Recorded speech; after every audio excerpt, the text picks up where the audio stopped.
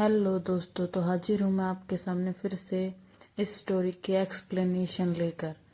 हमें वहीं रेस्टोरेंट का सीन दिखाया जाता है। तब इरिका तेकुरा से बोलती है कि तेकुरा, मुझे यहाँ से जाने के बाद तुमसे कुछ बात करनी है अकेले में। तेकुरा शॉक हो जाता है कि ये मुझसे अकेले में क्या बात करना चाहती है। फिर वो मिलते हैं आपस में और इरिका अपने ऊपर हुए अत्याचार के बारे में तेकुरा से बताती है कि उसका दोस्त कैसा है। तेकुरा गुस्से में आ जाता है और वो उसे पिटाई लगाने के लिए दौड़ पड़ता है और कहता है कि मैं उसे छोड़ूंगा नहीं। उसकी हिम्मत कैसे है किसी लड़की को ऐसे तंग करने की। तब इरिका उसके पीछे दौड़ती है और रोकती है कि रुक जाओ, मैं ऐसा नहीं चाहती। फिर वो शॉक हो जाता है कि क्या तुम क्या नहीं चाहती कि मैं उसे पनिश ना करूं। फिर इरिका बोलती है कि नहीं, मैं ये नहीं चाहती कि तुम उसे कोई भी नुकसान पहुंचाओ। मैं सिर्फ उसकी पर्सनैलिटी को ठीक करना चाहती हूँ, क्योंकि मैं उसे पसंद करती हूँ और मैं ये नहीं चाहती कि मेरी वजह से उसे कोई नुकसान पहुंचे। तो तेकुरा बोलता है ठीक है, मैं तुम्हें उसे कोई नुकसान नहीं पहुंचाऊंगा, लेकिन मैं तुम्हारी मदद जरूर करना चाहूंगा। तो इरिका झुककर उसे कहती है कि थैंक यू तुम्हारी हेल्प के लिए। तो तेकुरा उसके कंधे पर हाथ रखता है और बोलता है कि कोई बात नहीं, अगर तुम्हारी जगह कोई और होता तो मैं उसकी भी मदद करता, और एक लड़की की मदद करना मेरा फर्ज है। ये कहते ही उसकी आंखों में पानी आ जाता है और वो कहता है कि मैं तुम्हारी मदद जरूर करूँगा, हर हाल में करूँगा। तब इरिका बोलती है कि ठीक है, अगर अब तुम मेरी मदद करना ही चाहते हो तो ये पता लगाओ कि उसे क्या पसंद है और क्या पसंद नहीं।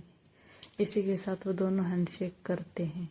फिर हमें नेक्स्ट सीन में दिखाया जाता है कि वो प्रिंस के पास आ जाता है लड़कियों की तरह तरह की फोटोज लेकर और उससे पूछता है कि तुम्हें इनमें से किस पर्सनालिटी की लड़की पसंद है।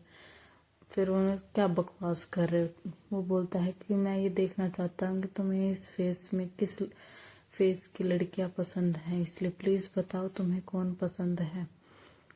फिर वो बोलता है कि मुझे परेशान मत करो, प्रिंस बोलता है। फिर तेकुरा बोलता है कि परेशान नहीं कर रहा, मैं सिर्फ पूछ के जाऊंगा कि तुम किस तरह की लड़की को रेफरेंस देते हो या तुम्हें किस तरह की लड़की को प्रेफरेंस दिया है।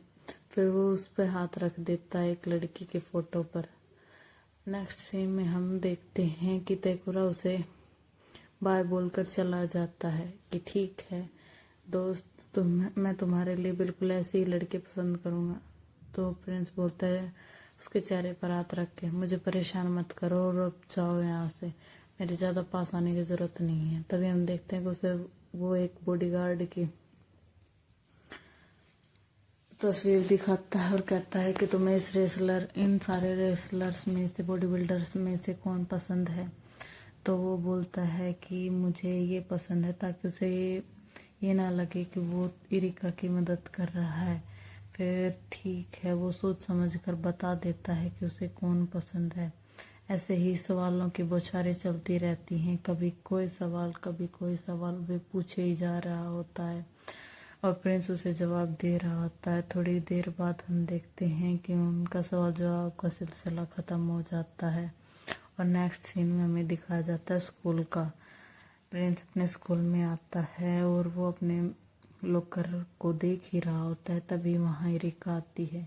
इरिका ने बिल्कुल वही गेटअप किया हुआ होता है जो कल तेकुरा ने उस लड़की को पसंद करते हुए बताया था कि मुझे इस तरह की लड़कियां पसंद है। तेकुरा जाकर इरिका को सब बता देता है कि उसे किस टाइप की लड़कियां पसंद हैं और इरिका ठीक वैसे ही बनकर उसके सामने आ जाती है। उसने चश्मा लगाया हुआ होता है। प्रिंस उसे देखकर शॉक हो जाता है कि ये तुमने अपना क्या हाल बना रखा है। एरिका बोलती है कि तुम्हें तो ऐसी लड़कियां पसंद हैं। वो उसके पास जाता है और उसका चश्मा उतार लेता है और उसे खुद पहनकर उसके पास आता है और उससे कहता है कि मुझे तुम ऐसे अच्छी नहीं लगती, मुझे तो तुम वैसे ही अच्छी लगती हो जैसे तुम पहले थी। फिर वो उसके पास आके बोलता है कि तुम्हें वैसे ही रहना चाहिए जैसा मैं चाहता हूँ। एरिका शॉक हो जाती है कि तुम कैसा चाहते हो। फिर वो उसे तेकुरा को फ़ोन करके बोलती है कि हमारा ये प्लान भी कामयाब नहीं हुआ। फिर तेकुरा उसे बोलते हैं ठीक है, तो हम अगले प्लान की तरफ बढ़ते हैं, वो है उससे डिस्टेंस का। तेकुरा प्रिंस ने एरिका को बोला था कि उसे मीटर डिस्टेंस की लड़ी पे ही रहना पसंद है। तो एरिका उसे इतनी दूर से ही जूस का कैन दे रही होती है कि उसे किसी लड़की का अपने पास आना पसंद नहीं है। फिर वो बोलता है कि अच्छा, तो तुम मुझसे दूर रहने की कोशिश कर रही हो, हाँ। फिर वो बोलती बस मैं तो जस्ट रैंडमली डिसाइड किया कि तुमसे थोड़ा डिस्टेंस रखूं। फिर वो बोलता है कि अच्छा, तो तुम मेरे पास नहीं आना चाहती, ठीक है, क्या तुम्हें ये पसंद नहीं? फिर वो कहती है हाँ मुझे पसंद नहीं। फिर वो बोलता है मुझे नहीं पता, तुम जैसे डॉग के दिमाग में भी कुछ ऐसी खुराफात बातें चलती रहती हैं। फिर वो बोले क्या, तुमने क्या कहा? फिर वो क्या करता है कि अपना बैग, स्कूल बैग उसके उस स्टिक में टांग कर चला जाता है और वो बोलती रह जाती है प्रिंस ये बहुत भारी है, प्रिंस ये बहुत भारी। फिर वो तेकुरा को फ़ोन लगाती है और कहते हैं कि हमारा ये प्लान भी ख़राब हो गया है। फिर तेकुरा बोलता है तो ठीक है, तो अब हमें नेक्स्ट प्लान के लिए आगे बढ़ना होगा, और वो प्लान है ऑल इन वन। मैं एरिका प्रिंस को आवाज़ देती है और कहती है कि देखो प्रिंस, मैं कैसी लग रही हूँ। प्रिंस पीछे मुड़ के देखता है कि उसने शॉर्ट्स पहने हुए हैं, सर पे टोपी, तो मैं ग्लास पकड़ा हुआ है और पूछ रही है कि देखो ना मैं कैसी लग रही हूँ। प्रिंस उसकी तरफ देखता है और बिना ही कोई जवाब दिए आगे की तरफ चला जाता है। एरिका को काफ़ी बुरा लगता है कि प्रिंस ने उसे कोई जवाब नहीं दिया और वो वापस उदास हो जाती है। तभी हम देखते हैं कि पीछे से सहना आती है और बोलती है कि तुम क्या कर रही हो।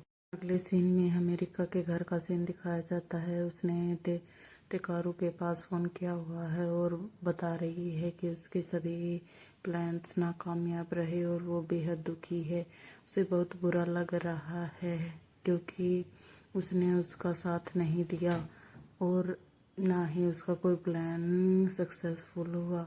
फिर वो बोलता है कि मेरे पास एक प्लान और है, कल हमारे यहाँ एक फेस्टिवल है और इस फेस्टिवल में मैं तुम दोनों को इनवाइट करना चाहता हूँ। अगर तुम आओगे तो मुझे अच्छा लगेगा।